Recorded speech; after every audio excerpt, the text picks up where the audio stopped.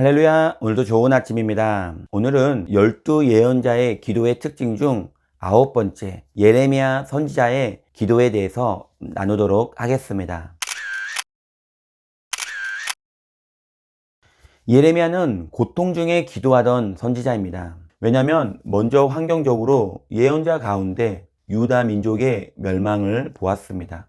나라의 멸망으로 본인 스스로도 엄청난 박해를 받았지만 민족을 위해 기도를 쉬지 않았습니다. 그러나 그것마저 거절당했습니다.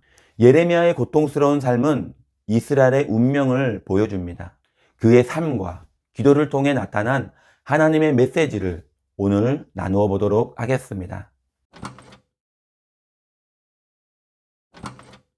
예레미야는 젊은 나이에 예언자로 부름을 받았습니다.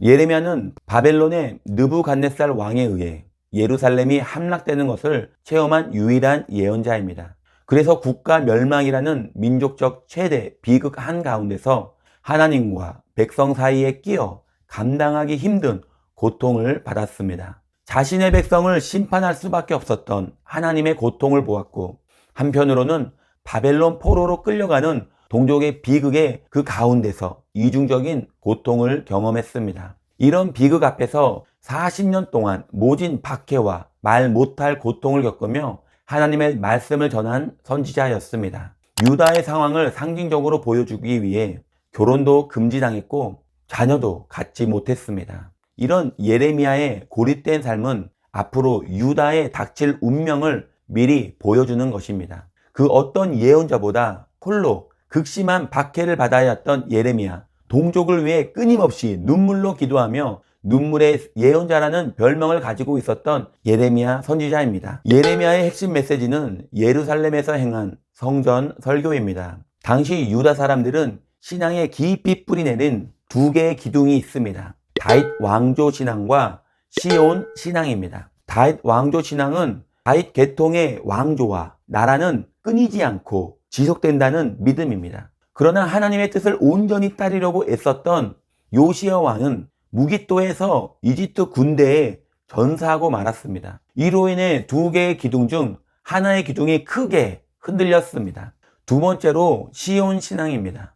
시온은 하나님이 택하시고 거주하시는 공간입니다. 그래서 이방인의 공격에도 무너지지 않고 유다 사람의 영원한 피난처가 된다는 믿음을 가지고 있었습니다. 예루살렘 성전은 합리적인 성소로서 최후의 보루이자 유일한 보호막이었습니다. 그런데 예레미야가 이 예루살렘 성전을 도적의 구렬이라고 불렀습니다. 왜냐하면 유다 백성들은 도둑질과 살인, 간음을 행하고 거짓을 맹세하며 바알에게 분향했기 때문입니다. 알지도 못하는 다른 신들을 쫓으면서 뻔뻔하게 성전에 들어가기만 하면 구원을 얻는다고 생각했습니다. 이런 사람들 때문에 하나님의 전이 도둑의 구렬이 되었다고 말합니다. 성전 건물 자체에는 큰 의미가 없습니다. 성전에 하나님이 계시기에 성전이 구원의 원천이 될 수 있는 것입니다. 하나님의 뜻대로 살지 않는 사람들이 모인 곳은 죄인들의 집합소, 도적의 구렬에 지나지 않습니다. 이러한 성전은 하나님의 임재가 떠나고 성전은 파괴될 수밖에 없다고 예레미야는 선포하였습니다. 예레미야는 성전 설교에서 하나님이 거하시는 성전이 되기 위해 중요한 조건을 제시합니다. 예레미야 7장 5절에서 6절에 보면 너희가 만일 기록과 행위를 참으로 바르게 하여 이웃들 사이에서 정의를 행하며 이방인과 고아와 과부를 압제하지 아니하며 무지한 자의 피를 이곳에 흘리지 아니하며 다른 신들 뒤를 따라 화를 자초하지 아니하면 성전 안이 아닌 성전 밖에서 삶을 문제 삼습니다. 즉 성전 밖에서 계시는 하나님 앞에 하나님 보시기에 바르게 살아야 한다는 것입니다. 이 성전 설교 후에 예레미야는 흥분한 백성들에 의해 목숨의 위협을 받았고 이후 고난받는 예언자의 길고 긴 역경의 길을 가게 됩니다. 예레미야의 유일한 중보 기도는 이렇습니다. 예레미야 14장 13절에 이에 내가 말하되 슬프도소이다. 주 야훼여 보시옵소서. 선지자들이 그들에게 이르기를 너희가 칼을 보지 아니하겠고 기근은 너희에게 이르지 아니할 것이라. 내가 이곳에서 너희에게 확실한 평강을 주리라 하나이다. 이 중보기도를 드리기 전 유다는 극심한 가뭄으로 큰 재난을 당했습니다. 백성들은 모여 하나님께 회개 기도합니다. 자신들은 타락하였고 하나님 앞에 범죄하였습니다. 불쌍히 여겨달라고 기도합니다. 그러나 하나님은 백성의 기도를 뿌리치십니다.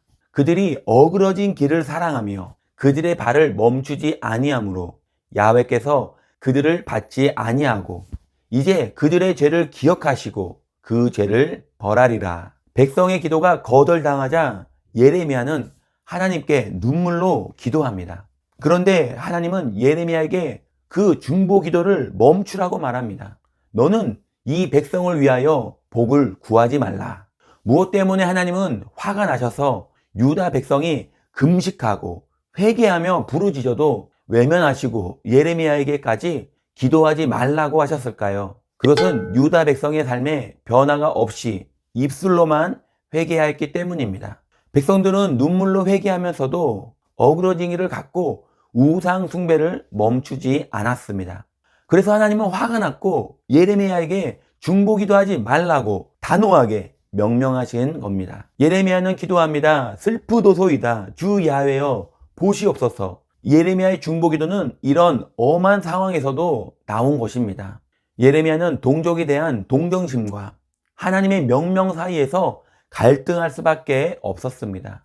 그는 하나님의 중보기도 금지 명령에도 불구하고 감히 다시 한번 중보기도를 감행합니다. 이 백성은 거짓 예언자들의 선포에 현혹되어 희생자라며 그들을 변호한 것입니다. 그런 하나님은 자신이 보내지도 않은 거짓 예언자들을 심판할 때 이 백성의 죄도 거짓 예언자 못지않게 동일하게 죽임을 당할 것이라고 말씀하십니다. 유다 백성의 잘못은 그들도 거짓 예언을 즐기고 있었기 때문입니다. 예레미야 5장 31절에 내 백성이 그것을 좋게 여기니 마지막에는 너희가 어찌하려느냐. 예레미야에게 배우는 기도의 법칙은 첫 번째, 기도는 입술만이 아니라 삶으로 하는 것입니다. 하나님은 기도하는 사람의 입보다는 손과 발로 드러나는 삶을 주목하십니다. 기도는 삶과 더불어 하는 것입니다. 삶의 변화가 동반되지 않는 기도는 그냥 부르짖음에 지나친 것입니다. 회개는 죄의 삶에서 돌아서서 다시는 죄의 길로 가지 않으려고 노력하는 것입니다. 둘째로 기도는 무력 시위가 아니라 하나님과 조율하는 과정입니다. 하나님이 세우신 위대한 예언자라 할지라도 그의 기도가 모두 응답되는 것은 아닙니다. 기도란 하나님의 뜻에 자신의 생각을 맞추기 위해 조율하는 과정이기 때문입니다. 그래서 기도를 하면 할수록 인간적인 욕심들이 하나씩 제거가 되고 마침내 하나님의 뜻을 깨닫게 됩니다. 그래서 계속 기도해야 하고 기도하면서 자신의 기도 제목이 변화됩니다. 혹 나의 기도를 들어주지 않으실지라도 나를 사랑하신 하나님의 뜻이기에 우리는 감사해야 합니다. 세 번째로 한 번 시작한 기도는 끝을 보아야 합니다. 예레미야는 중보 기도를 하지 말라는 하나님의 명령에도 불구하고 끈질기게 기도합니다. 기도는 하나님이 금지시킬 때까지 강청의 기도가 필요합니다. 한 번 시작한 기도는 하나님이 말리실 때까지 우리는 해야 합니다. 끊임없이 눈물로 기도한 예레미야는 결국 왜 하나님이 중보 기도를 금지했는지 이유를 알게 됩니다. 끝까지 기도하면 우리는 하나님의 마음을 알 수 있습니다. 결론입니다. 하나님께 기도하면서 죄의 길을 가는 백성들, 거짓 선지자의 듣기 좋은 말만 골라 들으며 즐기는 백성들, 하나님은 그 백성을 심판하시고자 작정하십니다. 예레미야가 기도할지라도 중보 기도를 못하게 명하시며 심판을 돌이키지 않습니다. 예레미야는 하나님의 엄한 명령에도 불구하고 백성들을 위해 눈물로 중보합니다.